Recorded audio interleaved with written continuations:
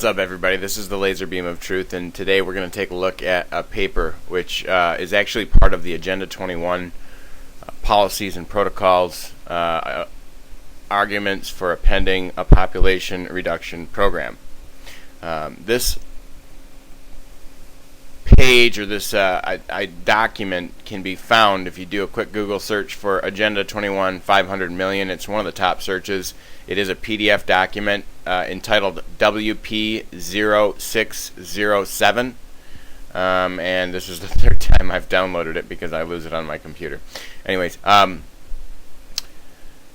this basically is a 48-page essay on all the reasons why a population reduction program is a necessary aspect, according to the UN, for Agenda 21, which is the agenda for the 21st century. Basically, here I'll just go ahead and read the abstract. This paper argues for revisions to be made to Chapter 5 of Agenda 21 to include specific population reduction goals in order to restore efficacy to the UN's Sustainable Development Initiatives. The paper opens by demonstrating through dialectical analysis why population reduction strategies should be elevated to share top priority with poverty alleviation strategies as the two overarching pillars of international development strategy. So basically what they're saying is that they should make population reduction a more important aspect of Agenda 21, and it should be elevated to one of the top pillars of Agenda 21, and that they're going to fight poverty by killing the poor people. That's basically what they said. That's how I read it. The discourse then turns to a critical new review of the scientific data pertaining to the scale and scope of environmental degradation caused by current sustainable development policies to make the case that recourse constraints will stymie the poverty alleviation aspirations of the international development community. Building from the premise that population reduction is the only viable validating Agenda 21 viable option for validating Agenda 21 as a sustainable development strategy, the paper then examines some of the key socioeconomic obstacles to obtaining population control policies with the hope that by understanding the source of resistance, work can commence on initiatives to mitigate such barriers. So basically they're saying is we're trying to determine where the resistance will be when we try and kill all the poor people. Gee, I wonder where it would be. Yeah, I don't know. I'm not gonna read this whole thing. I don't have time to do that. But basically, here, let's do a quick search in the document. We'll look for the number 500, and this is significant because 500 million is a significant number to these globalists. They want to see the population back around 500 million people, and here's why. To put this discourse into proper perspective, it's useful to review where humanity now stands in terms of population. The exponential rate of expansion of the human population is decreasing. However, the global population is still dramatically increasing. In 1650, it was estimated that the world's population was 500 million. It took nearly a million years of human existence to achieve this level of population. 200 years later, the population had doubled, reaching 1 billion people circa 1850. It took only 80 years for the next doubling of population of 2 billion people in 1930, and then only 37 years to double again to 4 billion in 1967. The United Nations estimates that the world's population will reach 8 billion by 2025, and then begin to taper off at around 9.1 billion in 2050, according to the UN study in 2004. This means that the rate at which the population is expected to double again is estimated to slow to 53 years.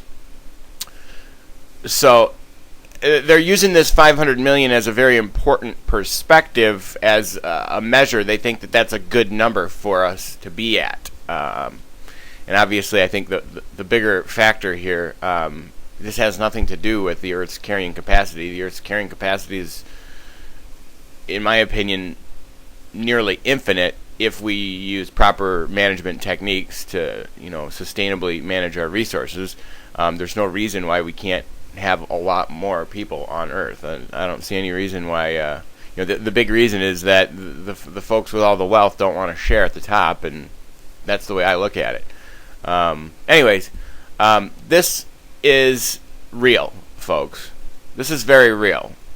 And this is the biggest thing that concerns me of all the things that are going on in the world. That, throw all the solar astronomical events that are taking place aside, and the fact that we have this kind of political ideals at the very top of the world's geopolitical structure. And these ideals, by the way, are being implemented by every single country that participates with the UN. Every single one of them.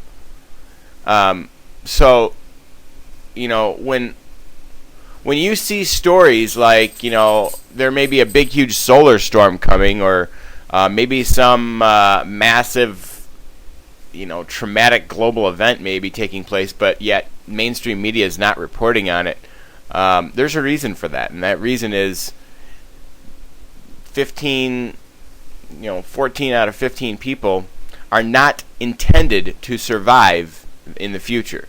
They want that population back down to 500 million. Let's show you something else here. We're going to do a quick search. And I want you to all Google the Georgia Guidestones. What the Georgia Guidestones are is this giant monument, a big monolithic. It's basically a sun worship. These slots here inside the Georgia Guidestones are slots, and there's other ones as well that are designed to allow sunlight to get through here. Let's just look at the images. This is basically, sunlight goes through this hole through here and then through there, and basically this is a big, huge solar worshipping, aka Luciferian structure. It's got 8 languages: Hebrew, Arabic, Sanskrit, Hindi, Swahili, Spanish, English, Russian, and Chinese. And of all these languages, the number one thing at the top is, and there's like 10 commandments on each of these written in 8 languages. And the number one thing is to maintain the population at 500 million in balance and harmony with nature. So they want less mouths to feed, folks. That's what this is about. They want less mouths to feed. They want the resources at the top for themselves, and they want the mouths at the bottom of the pyramid of life to be much, much lower, so that they've got less people to worry about. So this is. Oh, I love that. That just warms my heart reading this. Fuck you, read this, Rockefeller. Oh, that's beautiful. Very sad. Georgia Guidestones vandalized. Oh, yeah. That's so sad. Obama is a Muslim. No, he's not, but anyways. There's nothing wrong with Muslims. Muslims are great people. Anyways. That's cute. I don't know why people would even look at the Georgia Guidestones like they were anything other than, just evil. I mean, who would look at something that says we need to maintain the population at 500 million people, knowing that we have 6.7 billion people on Earth, or 6.8 billion people on Earth?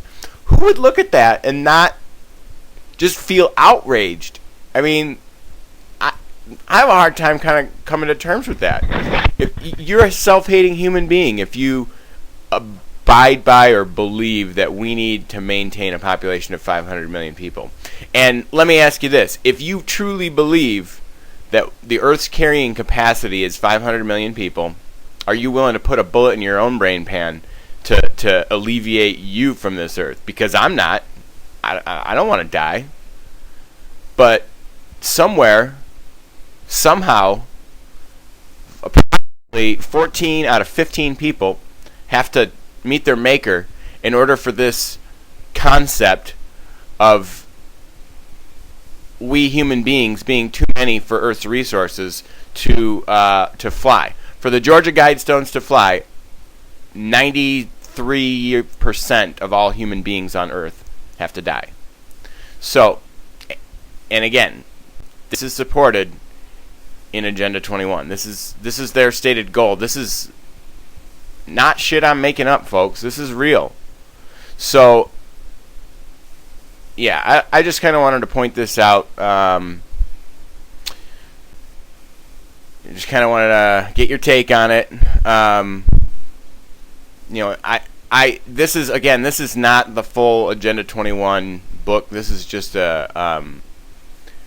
arguments for appending the population program. This is what they're saying. These are reasons why they need to make it more important, a higher part of the strategy. According to Scott Valentine, Lee Kwan, Youth School of Public Policy, the National University of Singapore, according to these people, who are part of the UN, I'm sure, I'm sure this was a study that was commissioned by the UN, but according to these folks, that's what we need. We need to put population reduction at a higher pillar. Well, I'm just curious to know how we're going to get there. Okay, let's say we don't involve killing anybody and waging any wars to kill people. What are they going to do? Sterilize the bottom 96% of the population and wait for them to die? It's just you can't think of any way that you could reduce 96% of the people on Earth without involving mass genocide, and that's the problem I have with it. These people, they want to say, they want to claim, the green movement is important, and we've got to take care of Earth, and we're just too many people. And I say it's just nonsense, and it's more about control of the population, control of the masses, than it is about caring for Mother Nature and caring for the Earth. I believe in my heart that the most important thing is to have mercy on everyone. And that means not to commit genocide. And that means not to, alter whatever God's plan is for, human population. If we run out of room and space and resources, then so be it. Then obviously that's something that we're going to have to address and we're going to have to deal with. But I personally will never abide by the UN's agenda to reduce the population by 96% or 93% of the people on Earth. That's just, it's evil, and it's absolute lunacy for those of you who are quote unquote green and environment protectors who think that by protecting the environment that we need to reduce the population. If you believe that, again, go find yourself a gun and do us all a favor, because I don't want to die. Anyways, that's all I wanted to point out here. Laser Beam of Truth, signing out.